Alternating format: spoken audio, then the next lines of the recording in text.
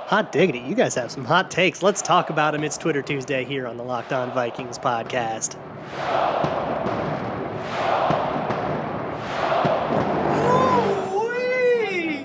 You are Locked On Vikings, your daily Minnesota Vikings podcast, part of the Locked On Podcast Network, your team every day.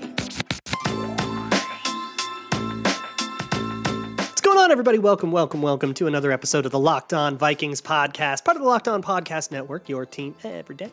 As always, I'm your host, your pal, and the kid you copied off in math class. My name is Luke Braun. You can find me on Twitter at LukeBraunNFL. You can find the show on Twitter at Locked On Vikings. Thank you so much for making Locked On Vikings your first listen of the day. Today is Twitter Tuesday. That means it is your questions. If you have questions for me, you can always send them to me at Luke Braun NFL on Twitter or at Locked On Vikings on Twitter. There's also an email address, lockedonvikingspodcast@gmail.com, and you can always fill out the Google form, which is in the show notes of any episode. Diving right in, I'm going to start with one from Josh, who asks, I truly believe that Thielen, not Jefferson, is going to dominate this year and get cup-type numbers. Tell me I'm wrong. I'm not going to tell you. That's a good hot take. Like, I don't think it's right. Of course I don't. I mean, that's outlandish. Justin Jefferson's insane, and Adam Thielen is not going to be wide receiver one anymore. So him getting cup-type numbers would be kind of insane because it would mean he's, like, leaking targets away from Jefferson, which would be kind of wild. But I do think ever since Adam Thielen hit the dirty 30, people have basically treated him like a geriatric, and he's still, like, really good. Like, there might be, like, some health stuff, and he may be slow. But, like, I haven't seen a drop-off in athleticism, and even once there's a drop-off in, like, his speed, I mean, his 4.4 speed was always pretty good, but even after a drop-off in that, he's always been a smart enough route runner, a deceptive route runner, and he's got a lot of tricks that he's passed on to other young receivers that have come through Minnesota. Those tricks work even if you don't have burner speed, you know? I mean, the just really finessed good route running that ages gracefully. So I like it, man. It's obviously an outlandish take. It's a super hot take, but it's good as a hot take because you could, like, maybe see a world. I'd stick to that one, man. It'll probably be wrong, but that's like the primo hot take material. That's what I want in a hot take, is one that I don't agree with, but I respect. I respect you for it. It's just crazy enough to work. Cooper asks, you talked yesterday about the Les Steckel regime and how the team just wasn't having any fun. Of the current Vikings, who do you think adds the most fun to the team in general? That is a tough question. So yeah, go listen to yesterday's episode, by the way. Most of it was talking about Les Steckel and how I think people just remember him as the guy that went 3-13, worst coach in history, blah, blah, blah. And he's a lot more than that. And I don't know. I think he deserves being remembered in a bit more of a complex way. But of all the current Vikings, who adds the most fun? My mind immediately goes to Zadarius Smith just because the energy that he brought, because he's new and he's, like, injecting something. But there are a lot of other, like, really goofy goofball Vikings. Chris Boyd, of course, is one. Justin Jefferson's definitely one. Dalvin Cook's a little bit low-key goofy. Eric Kendricks is low-key. Well, he's not. He's pretty goofy. There's a lot of goofy Vikings.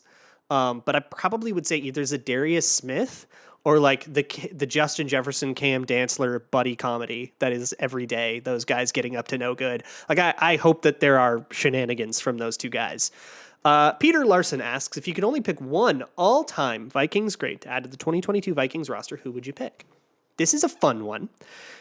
It's really easy for me to go just, like, Alan Page, which, like, yeah, sure, like, Alan Page would be insane on any defense, like, whatever. However, Alan Page, when he was playing, was at like 245, and I don't think you could play what he played at 245 nowadays. And the game has kind of changed a little bit. So I feel like I have to go a little bit more modern. Even like that kind of disqualifies John Randall a little bit, who played really well for being undersized, but like even, 20 years later, he's a lot more undersized than he used to be. It's really tempting to go like Randy Moss or Adrian Peterson. Just like give me a prime, absolutely insane game-breaking player. And put him in. Although Adrian Peterson in this day and age, because he didn't do a lot in the passing game, probably wouldn't be as good as he was in 2010. So Randy Moss is definitely one. Just let me get a game-breaking receiver and pair him with Jefferson and Thielen and Osborne, and would just be the high-flying 3 deep again. But I'm going to go with a more obscure one, mostly because that's more fun. Oh, you could take like Steve Hutchinson too, or like kind of pick your offensive lineman. That'd be sick. But I'm going to go with a more fun one. Chris Doleman. Chris Doleman was a hyper athletic, even for the 80s. He was like 6'6", 245, played linebacker for a bit, mostly was an edge rusher. and that was the only other time the Vikings have been in a 3-4. So we've got a bit more of a scheme fit thing going on. Super athletic for his time, and I still think he'd be adequately athletic now, but he knew what he was looking at. He was a leader on the team. He was really vocal. I think he would be a really good fit for what the Vikings would want to do with somebody like him. And he would be like a good piece to the offense, but also the leadership that Chris Doleman brought would be really sick. So I'm going to go with Chris Doleman, although if you wanted to say Randy Moss, I certainly wouldn't argue with you. Colin Pregent asks, if the Vikings get off to a slow start, will there be a favorable trade market for their highly paid veteran players? You're just begging to do the thing. All you want to do is make it so you don't have to worry if the Vikings are going to win or not. It's this defensive pass. I don't know if that's what you're doing here, Colin, but there's a lot of that. So will there be a trade market for probably not. They're highly paid. I mean, if you're a team on a Super Bowl run and you're buyers at the deadline, you're probably not looking for like big contract guys unless they're maybe Danielle Hunter, but Danielle Hunter's not very tradable in terms of his contract. It wouldn't actually save a lot of resources, I don't think. I would have to look, and I'm not going to, about like if that would even be possible with like the dead cap it would incur. No, I don't think so. I don't think it would. You would be really not getting your premiums for that, I don't think. I don't think that would be the best. If you wanted to trade away those players because the season is a lost one, I would say do it next off season when a lot of those contracts will be a little bit easier to trade. And I think you get a little bit better of a return if you do it in like March versus in the season when everybody kind of knows, you're just sort of offloading pieces and I know I don't have to pay for this. It's not like the NBA where you have like these contenders that are buyers and then everybody else, like the NFL trade deadline, there's only ever like 3 trades that like ever happen. Like it's not as much of an event. Ryan asks, should the Vikings be required to bequeath Kirk's contract to Case Cookus due to his superior performance? Is this the type of mobile quarterback Vikings fans have been demanding? Here's what I'll say to this. Last time, the Vikings took a whole bunch of cast-offs from the USFL. They ended up with 2 Pro Bowlers and a Hall of Famer. I'm just saying that's it. That's what happened last time. I am just stating historical facts that are verifiable. I'm not suggesting anything, but last time they did this, they got Anthony Carter and Keith Millard, 2 Pro Bowlers, and Gary Zimmerman, who's in the Hall of Fame. That's all I'm saying. That's all I'm putting out there. All right? Let's change the subject before I dig myself in a hole. Let's talk about Blue Nile. Blue Nile is the online jeweler experts. They have 24/7 experts that can help you get that special something for that special someone. All right, whether it's an engagement ring or something really nice for a family member, an anniversary maybe, or a birthday, or something just nice as a gift for somebody because you love them. That's what you do. You get them something nice and get that something nice at BlueNile.com. You can customize everything with their experts that are available to you online or chat or whatever 24/7. And they use the Kimberly process, which is the industry standard for the diamond industry process for vetting your diamond suppliers to make sure that they aren't giving you conflict diamonds or blood diamonds or something like that, which is an important thing to me. And not all diamond places say that. So make your moment sparkle with jewelry from BlueNile.com, and Locked On Vikings listeners get $50 off of purchases of $500 or more. This podcast exclusive includes engagement. Use code Locked On. That's code LOCKEDON. Plus, every order is insured, ships free, and arrives in discreet packaging that won't give away what's inside. Shop stress-free and find your forever piece. Go to Blue Nile today. I also want to talk to you about your car, all right? Make sure that thing is ready. It's rainy season. In the summer, it's thunderstorm season in the Midwest, and that means that your windshield wipers need to be good. Have you ever been in rain that's too crazy and your windshield wipers are so streaky you can't even see out of there? That's like a dangerous situation. This is a little secret. Your windshield wiper blade is going to wear and tear. It's just a piece of rubber, right? And if you go into a mechanic to try to get that fixed, they're going to try to replace more parts than they probably need to so that they can charge you more. Just buy the blade, which you can get at rockauto.com. Just measure it out, get the right inches, enter your make and your year and your model, and they'll send you one that's like fitted for the car it's supposed to be. And they've got connections to all sorts of manufacturers all over, so the catalog's insane. They'll get you what your car needs, and it's like under $5 for one of those things. Ships to your door, and you just slip it on and off. But whatever it is you get at rockauto.com, make sure you let them know that Locked On sent you, because if you don't, the rabbits will drive the speed limit in the fast lane. Rock Auto, amazing selection, reliably low prices, all the parts your car will ever need. hey, that Locked On listener survey is still going on. So let us know what we can do better, what you like about Locked On podcasts, what you don't like about them. We are trying to incorporate more of your feedback. So go check out that survey, and to make it worth your while, we'll enter you in a little sweepstakes to give away 10 $100 Ticketmaster gift cards. That's lockedonpodcasts.com/survey, lockedonpodcasts.com/survey. Get entered to win one of those gift cards.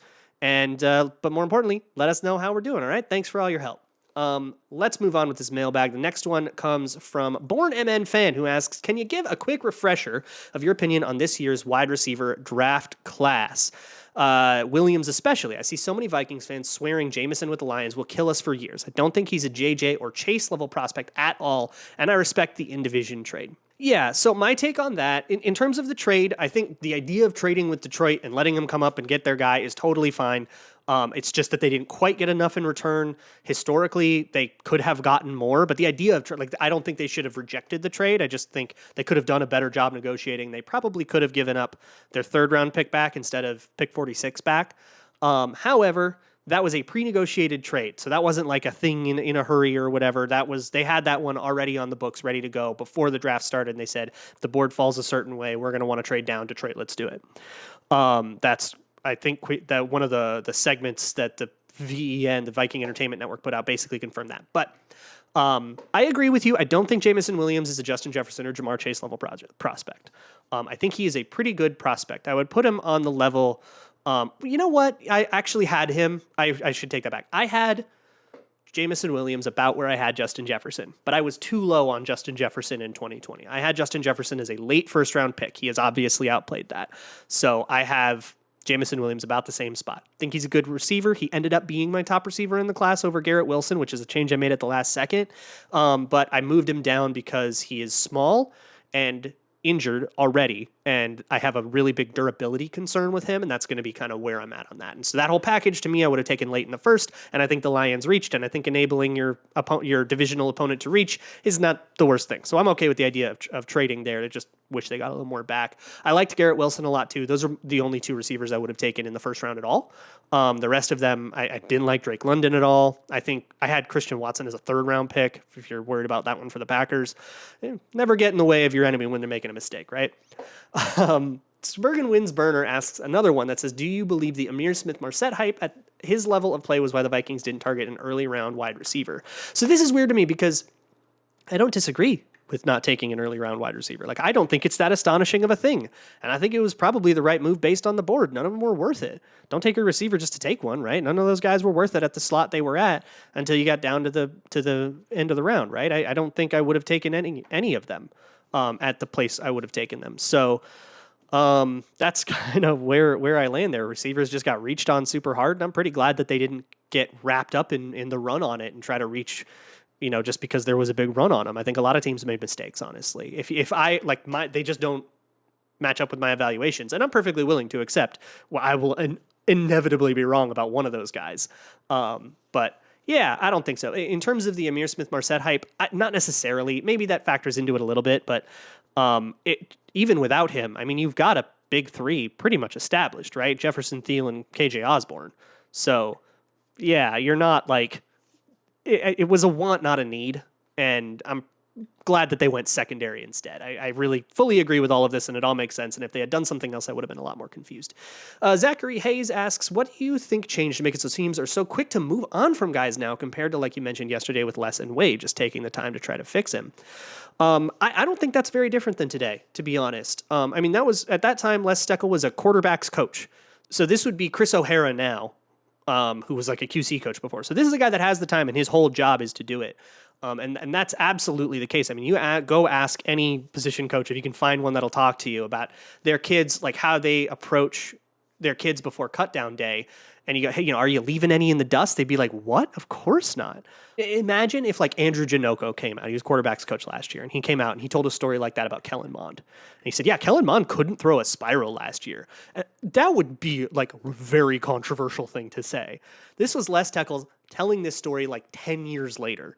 And if Andrew Janocko said that about a currently active player, that would be unbelievably insane. So we're never going to hear about that stuff.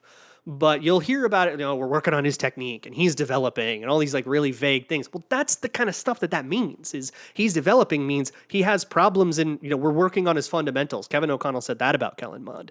That's exactly what that means. So it's just a matter of you kind of got to wait till the story's really old to hear about it, but the same stuff absolutely happens today. It's totally not different. Relim Nodnarb asks, every 6 months, a non-Vikings Twitter person realizes that Brian O'Neill is astonishingly good. This is no surprise to any of us, but is his under-the-radar status due to being a right tackle? Is it something else? I've never seen a more invisible 6'7", 300-plus pound person. Dude, he made a Pro Bowl. I don't know, man. It seems like people got the hint a little bit. I've seen him even make top 10 tackles in the league's listens. I think people are pretty much onto him. An offensive lineman will only ever get so much attention unless they're Quentin Nelson or they're somebody completely insane. And I don't think O'Neill's on that level. But man, I don't know. He made a Pro Bowl. Seems good. Rasta Pasta asks, will you voice support for Rick Spielman's TikTok account? No, probably not. Seems kind of annoying. I don't know. Not into it. I'm not a big TikTok guy. I don't know. I'm too old. I'm too old for it. I'm a boomer. Sorry. A fate worse than Seth asked, if you assembled the all-time greatest Vikings coaching staff, they have to be selected for the position they coach for the Vikings or a lesser, i.e. Zimmer can be DC. Oh, okay. Who's on it? Assume the team they are coaching is current roster and current NFL paradigm. Okay, this is very fun. Head coach Bud Grant. That's a no-brainer, right? Especially because he's not an X's and O's guy. So that means I can pick whatever scheme I want, make that guy the offensive coordinator, and we're good to go. So for offensive coordinator, I'm pretty tempted to go with Jerry Burns. He was doing the West Coast back then, right?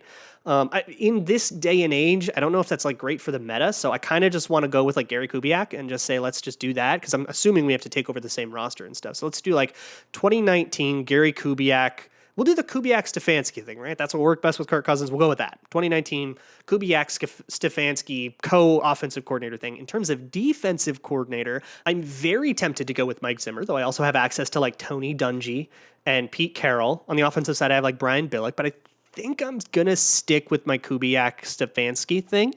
And I'll go with DC Zimmer. Take the head coaching stuff out of him and he can be the DC. Quarterbacks coach, we'll go Kevin O'Connell. Why not? He's the first quarterbacks coach that came to my mind. We'll do O-line coach Mike Tice, D-line coach Andre Patterson. I think all these are pretty uncontroversial things. Oh, I know who I'm doing for offense. It's Denny Green, and I'm bored. So that's going to be it. That's all the positions I'm going to fill. Everybody else can be whoever.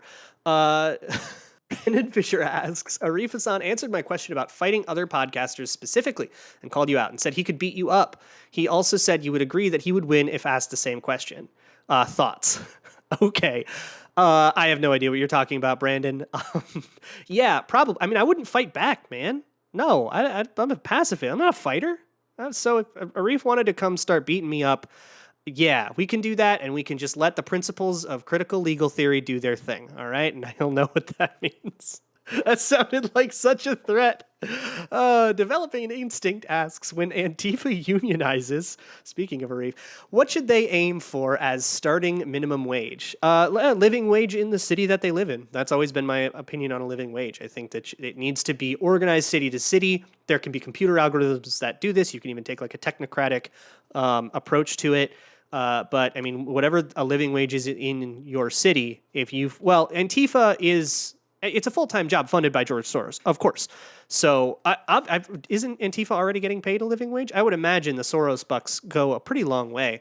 So I don't know if they need to aim for a union minimum wage or whatever, but unionizing is great. So they can do it, and their minimum wage should be whatever cost of living is where they live. I have a few more questions, so I will get to those.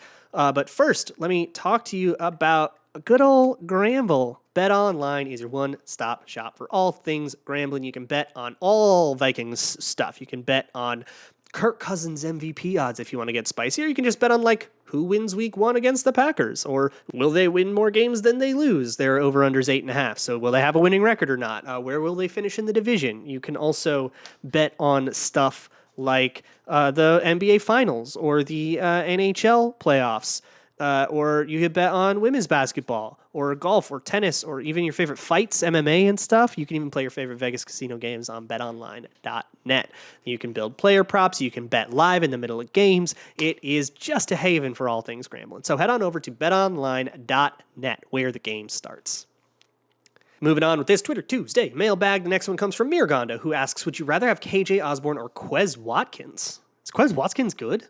He's on the Lions, right? The Wisconsin kid that's on the Lions. KJ Osborne rocked last year. I mean, he's wide receiver 3. I think having him as a wide receiver 2 would be a little rough. But Quez Watkins, I don't know. Yeah, KJ Osborne with a bullet, right? Like I don't even think Lions fans would disagree with that if they could get their hands on a guy like KJ Osborne. He'd be wide receiver 1 over there pretty quick, right? Unless I'm forgetting some free agent guy that they signed. But in my mind right now, wide receiver 1 for them is Amon-Ra St. Brown. Well, I guess Jameson Williams. But I feel like KJ Osborne would vastly improve the Lions. I don't know if Quez Watkins would make the Vikings. Probably. He would probably make the Vikings. But that's like where we're at. Yeah, I don't think Quez Watkins starts on the Vikings at all. Eric the Red asks, who is your favorite Viking? Actual Viking, like Leif Erikson, Eric the Red, etc. Sorry, Eric the Red, I'm going with Leif Erikson. He discovered what he called Vinland, which is now Newfoundland, and he was the one that sailed. And the Vikings, as far as I understand, the Vikings and their relationship to the natives was one of the more amicable ones, because by the time they sailed to the Americans, they had like mellowed out a lot as a culture. Really only the first like 100 years were they like the conquerors. And then they realized it's actually better if we make friends and trade. And we're like really good at sailing, so we can go get boats and sail from Sweden to the Mediterranean and sell Swedish goods to Italy way faster. And they realized that made a ton of money, so let's just do that and start making friends. And that was like the last 300 years of like Viking civilization. And then eventually they kind of got wiped out because they wouldn't adapt to the modern times and all that. But it was I believe later in Viking history when they sailed to the Americas. And at that point they were much less conquer, pillage, and they were a little bit chiller. And I believe the records that we have, at least, and it's hard when it's, in the 900s, that their interactions with like natives and stuff were a lot more amicable than what we hear about from like Christopher Columbus, which was god awful, and etc. So Leif Erikson, big fan. Titter Troll asks, who, if anyone, on another Minnesota sports team do you think could make it to the 53-man roster if they joined the team this offseason, and what position would they play? So I don't know a lot about the other teams. I don't know if I could name you more than 1 or 2 Twins or Wild. You'll have to listen to Locked On Twins or Wild for that. But it's probably going to be a basketball player anyways. And we put them at tight end, and I'll say like Anthony Edwards probably would be a good tight end, right? Or who's like a big box out rebounder type would be probably the good tight end. I don't know who that is. I don't know. I'm way out of my depth here. I'm totally guessing. Yeah, Anthony Towns, Edwards, somebody like that. Lucas asks, you've mentioned multiple times that the team likely sees Bradbury as a better fit in the mid-zone scheme. Can you explain the logic behind that, especially considering Bradbury's biggest strength is his ability to move and block on the second level? I'm going to admit, this bewilders me too. I'm just quoting Kevin O'Connell when I say that. So that's not my opinion. I don't really know where he's coming from on that, but he seems pretty confident, and I don't really know enough about mid-zone to like have an opinion there, so I'll just kind of wait and see what they're talking about. So I'm a little bewildered. Here's what I'll guess, is that mid-zone, so the difference between like mid-zone and outside zone is that mid-zone is a lot less about stretching horizontally, and it's a little bit more of a conservative zone thing. Like what we were doing that was like the extreme of extremes on zone. That was the Kubiak way, was everything is stretching super far to one side and then rolling out to the other side, and you wanted to kind of make them really stretch over the whole field, and that was like the philosophy. And mid-zone is a lot more, you call a lot more inside runs, a lot more up and down, straight and north-south, and so you need a little more power. And the thing about Bradbury's run blocking is that's never been a problem. Like you look at him like on actual drive blocks when he's meant to move a guy. If he can move a guy without getting his weight out in front of him and getting, swam or whatever, like it's a pass rep, he can move a guy. Like he's got the athleticism, his broad jumps and stuff. He's like an elite athlete. Even though he's smaller, he's got the leverage and stuff to like move and drive block. So that's always been good for him. It's been a pass protection problem, which is more of a stance problem than an actual athleticism problem. People say he's like a weak person, and it's like, that's insane. He just doesn't set up right. And I don't know if he knows if he will be able to set up right, because the way he sets up is like papering over a different problem. It's a whole thing. But A guess that maybe I would have is that mid zone, because those runs are a little bit more conservative, you would be able to get pass reps where O-line will like bucket step or like take that horizontal step and just a few steps. And that moving pocket thing can really help in pass protection. And really kind of help paper over. And now he's not trying to build a house and set up. He can pass block like he run blocks. That would be my guess, is that it makes pass blocking more like run blocking, and Bradbury's better at run blocking than pass blocking. I'm super, super guessing, though. I'm not familiar enough with mid zone, and I probably won't have a great handle on it till I watch the Vikings themselves do it. So I'm as curious as you are, but if I had to have a hypothesis, it would be that. Squeaks asks, what's your favorite fast food chicken restaurant?